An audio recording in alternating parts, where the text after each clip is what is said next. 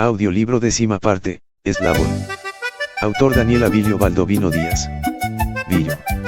Dejándose caer como un sapo que brinca y al aterrizar lo espera una estaca.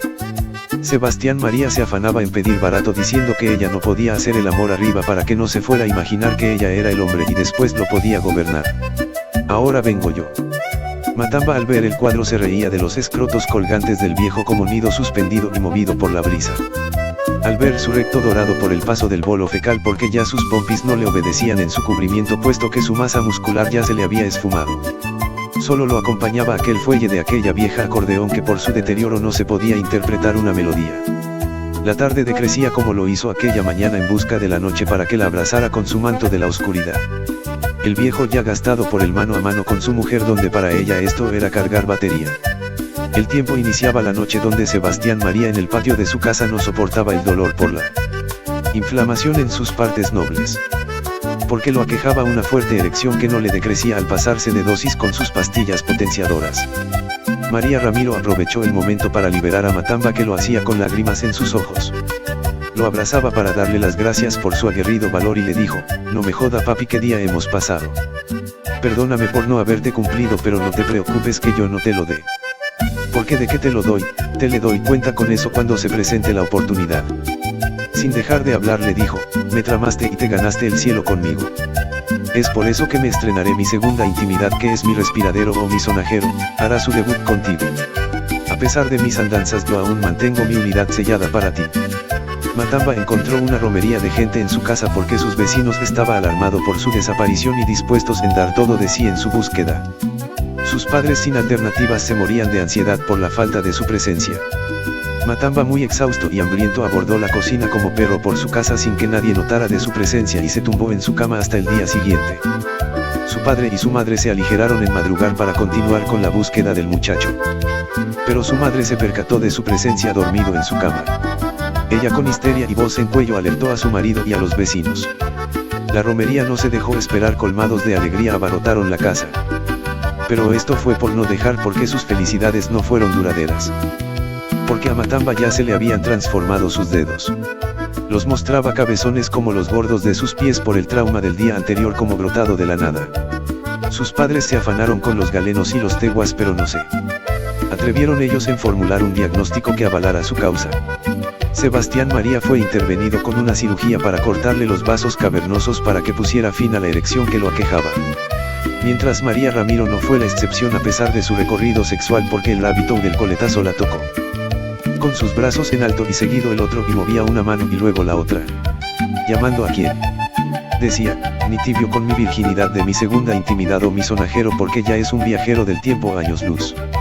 El entierro del diminuto viejecito Hugo Patiño alias la lechuza que a pesar ser carente de una familia. Fue nutrida su honra fúnebre por conductores y allegados que lo conocían. Matamba se adjudicó el trabajo del ancianito por ser una oportunidad y no debía despreciar porque con este trabajito aseguraba su comida y dormir en una cama digna para abandonar la concha acústica del Parque Almendra que todas las noches le daba la bienvenida para reparar sus energías al tumbarse sobre periódicos y cartones y un pedazo de madera que era su almohada. Contento por la estabilidad que le esperaba pero triste por la muerte del viejecito que marcó su vida en su primer día de trabajo. Le fue pírrico por comenzar tarde en sus labores por el entierro. Lo que se ganó solo le alcanzó para comerse algo de arroz de lisa con un tinto grande pero era todo para él ya que cuantas noches la concha acústica del parque lo recibió con el estómago desnutrido pegado a su espinazo debido a la hambruna. Con la muerte del ancianito se dolió pero se dijo, es la ley de la relatividad porque cuando unos se alegran otros lloran.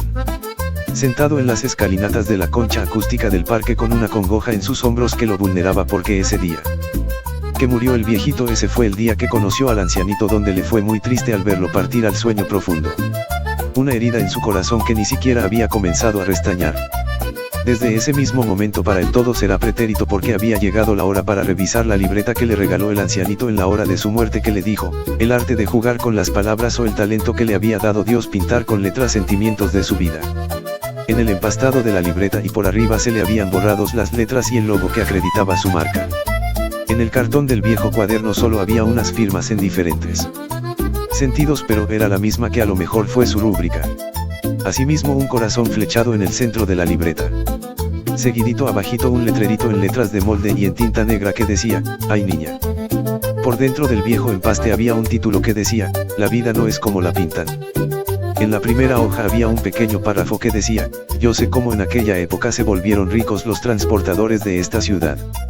Seguía la primera narración de la bendita libreta a continuación.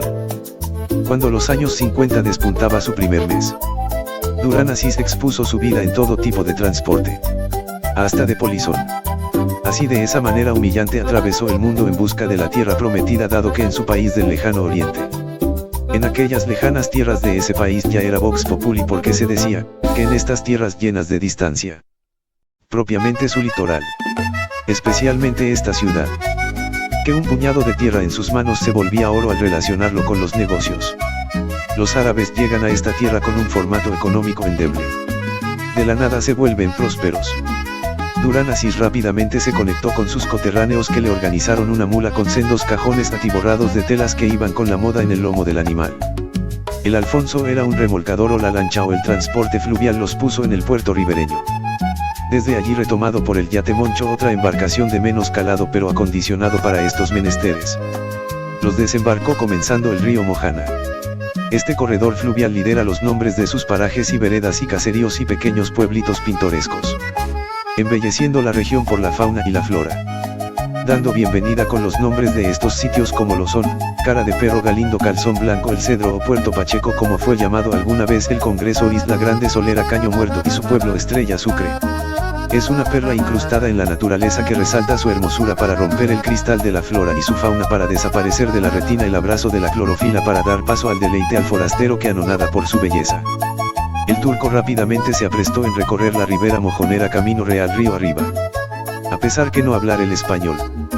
Brevemente estuvo su aceptación con los nativos, que lo bautizaron el turco Mojona, porque en los cajones apostados en el espinazo del animal llevaba un escrito, Mojona. El turco con su escaso español explicaba, así fue llamada mi querida madre, Mojona. En honor de Espirada su nombre debe estar en mi recinto de trabajo. El tiempo lo convirtió en un notable de la región por sus perennes pregones a cualquier hora del día o altas horas de la noche con la misma arenga como fue, llegó la turca que le vende en dos contados, porque cuenta usted y cuento yo, ya que la turca es un hombre pacifista de ceros problemas. Continuaba, llegaron las telas, la popelina, la margarita, la otomana, el drill, la coleta, la amansa loco y las colchas. Al turco sus paisanos le entregaron una mula de buena apariencia, pero al pasar el tiempo el híbrido decrecía porque el animal mostraba su raquitismo. Se reían los moradores y decían, la mula del turco Mojona se le ve por fuera lo que se come. Pero son reglas del lejano oriente, ya que si su negocio no arroja dividendos en el día no come. Algo diferente con nuestra cultura, porque la inicial es para nuestra barriguita. El tiempo pasaba y las ganancias del turco se volvieron muchas. El gerente bancario requirió de su presencia y le dijo, debe mover sus cuentas ya que sus dividendos se acrecentaron, porque si no lo hace corre el peligro que el gobierno le intervenga sus cuentas y confiscándole su dinero. Sería mejor para los dos que me diera 5,000 pesos prestados al 5% de interés y así nos curamos en salud los dos. Este negocio de chupasangre fue lo mejor que le pudo pasar para acumular mucho dinero. Fue el momento para echar de lado a la mula y comenzar con su indolencia en oprimir al necesitado, que sin alternativa se dejaban asfixiar de este árabe. El turco solo los consolaba diciendo, ¿de qué se queja si es un préstamo blando al 30% y 5 deudor? Instalado en la ciudad era el Banco de los Transportadores, donde él aprovechaba por lo difícil que era en obtener un crédito con las entidades crediticias, porque no podían cumplir con una rigurosa tramitología y todo se quedaba en su intento. Sus clientes por esa razón se sometían a sus funestas condiciones. Pero después los despojaba de todos sus bienes, pero el adagio cuenta, siempre hay uno más violento debido a la intolerancia que nos violenta por mostrarnos fiero por avaro. Muchos forasteros se asentaron en la ciudad para quitarse el yugo de la violencia en sus terruños. Otros huían de sus irreverencias. Pero el mejor vividero del mundo para la época era un meandro de paz. El hombre caribe no supo en qué momento ellos fueron despojados del transporte público y de las tiendas de barrios. Pero para los interioranos esto es su trabajo y se muestran incansables para su bienestar. El hombre caribe desde su nacimiento a este no le ha gustado atar su libertad detrás de un mostrador, menos en el transporte masivo de pasajeros, porque considera que esta labor es de nuestros hermanos del interior. Pero si nosotros los costeños gastamos nuestros tiempos en lo académico para compensar la fama de flojos que nos dan según el envidioso que no trabajamos.